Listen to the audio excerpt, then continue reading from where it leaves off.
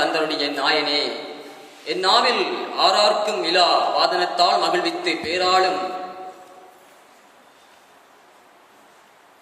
நாயகனை போற்றி சித்தை பெரிது வைப்பாய். தித்திக்கும் தீந்தமிழ்தனை எத்திக்கும் புகழ் மனப்பி என் ஆத்மாத்த நேசர்களுக்கு என் முதற் பணிவு. செய்யும் மரம் திறன்பட நெகழமி வறிய மண்டபம் தனில் வீற்றிருக்கும் அனைவருக்கும் என் முதற் பணிவு. இங்கே நாம் பேச எடுத்துக்கொண்ட விடயம் என்னவெனில், சுவாமி விவேகானந்தர் அவர்களின் வாழ்க்கை வரலாற்றின் சிறப்பினை எடுத்து எம்ப வாய்ப்பாக கிடைத்தமையை கருதுகின்றேன். 19ஆம் நூற்றாண்டின் இந்தியாவின் தலைசிறந்த சமய தலைவர்களுள் சுவாமி விவேகானந்தர் ஒருவராவார். இவரின் இயற்பெயர் நரேந்திரநாத் தத்தாவாகும். ராமகிருஷ்ண பரமஹம்சரின் சீடரான இவரின் கருத்துக்கள் இளைஞர்களை எழுச்சியடைய செய்வனவாக அமைந்துள்ளன. 1863ஆம் ஆண்டு தை மாதம் 12ஆம் தேதி கல்கத்தாவில் விஸ்வநாத் தத்தாவுக்கும் புவனேஸ்வரி தேவிக்கும் மகனாக அவதரித்தார். சிறந்த நினைவாற்றலும் சிறந்த விளையாட்டு வீரராகவும் ஆன்மீகவாதியாகவும் சிறந்த தியானிப்பவராகவும் திகழ்ந்தார். இவருக்கு பூபேந்திரநாத் தத்தா, மகேந்திரநாத் தத்தா என்று இரண்டு இளைய சகோதரிகளும் இருந்தனர். அதிலும் பூபேந்திரநாத் தத்தா அவர்கள் இந்தியாவின் சுதந்திரத்திற்காக போராடியவர்.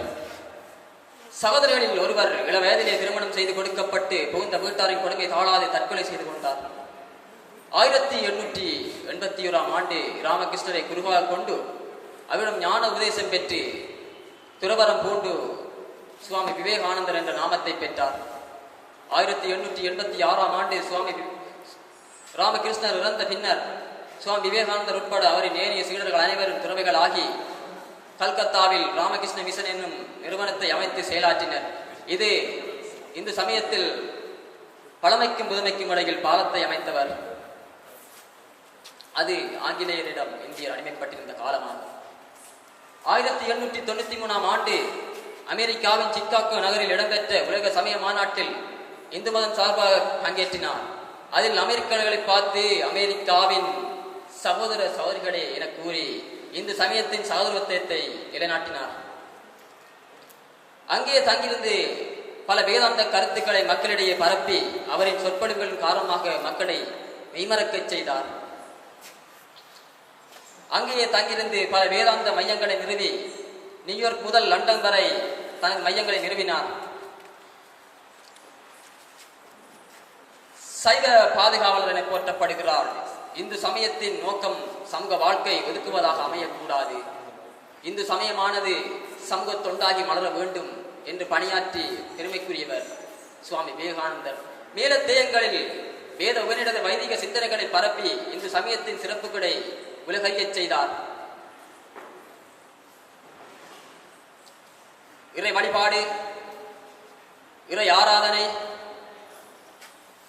பக்தி போன்றவற்றுக்கு முதன்மை வழங்கி ஆன்மீகம், தியானம் போன்ற பயிற்சிகளை வழங்கினார். வேதாந்த பாடசாலைகள், சமஸ்கிருத பாடசாலைகள், ஆங்கில கல்லூரி, சுதேசி மொழி பாடசாலைகள் என்று பல பாடசாலைகளை நிறுவி கல்வியினை வளர்த்துச் சென்றார். வெள்ளம், பஞ்சம், தொற்று நோய், நிலஅதிர்வு, தீ போன்ற துன்பகரமான அனர்த்தங்கள் நிகழும் போது மக்களின் துயரங்களை நீத்தார். இலவச மருத்துவ சேவைகள், அனாதரவற்றவர்களுக்கு கருணை இல்லங்களாக செயல்பட்டார். இவரின் பொன்மொழிகளாக சுயநலமின்மை, சுயநலம் என்பவற்றை தவிர இறைவனுக்கும் சாத்தானுக்கும் எவ்வித வேறுபாடும் இல்லை. இளைஞர்களே, தேச முன்னேற்றம் எனும் தேர்ச்சக்கரத்தை கிளப்புவதற்கு உங்கள் தோள்களை கொடுங்கள் என்று கூறியவர்.